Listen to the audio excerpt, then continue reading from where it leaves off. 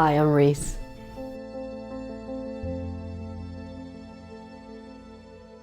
I identify as a bi-gender gay person.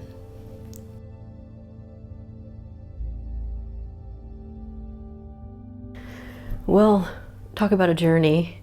It's a journey across a lifetime, really. Started off more with the orientation question late in life, actually. Clues spattered across the adolescence. But I think the turning point for me was, honestly, the birth of my boy. And looking at his face and realizing that if I can't speak my truth for me, I better find a voice to demonstrate how to speak truth for him. Coming out at that point, it's like everybody but me knew. The closest to me were like, oh yeah, we figured. And I'm like, well, how did they know and I didn't? And since then, it's been the exploration of gender identity that's still working through me.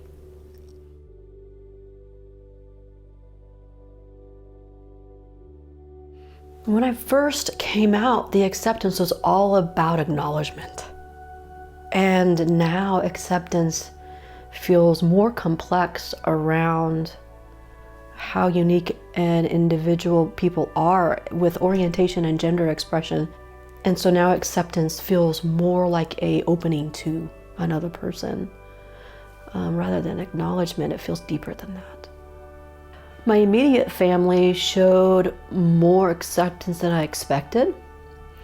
The community at large within which I was raised, I must say, I lost many people in my life.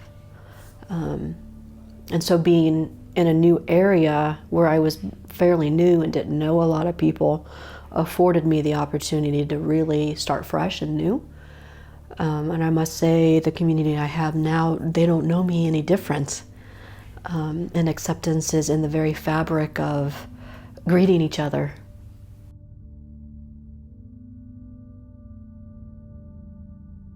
It has to do with everything outside of how we define normal. And these young people coming from everything but normal, quite tragic in most cases, and having an indomitable spirit and resiliency that is always so profound and touching, that they show up every day still looking to connect, despite the fact that they've known a lifetime of rejection, and then adding the layer of trying to find out their orientation and identity in the mix of that, what could be described as only a storm at sea, and they still have curiosity and still look for and invite connection.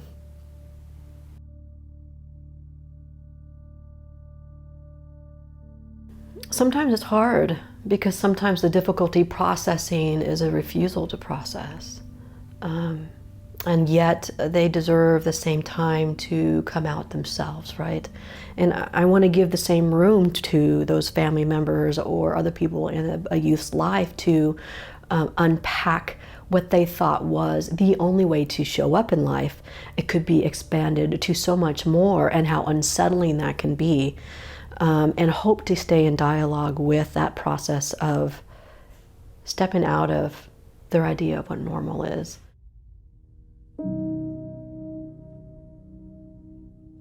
There are people in your community who are like you.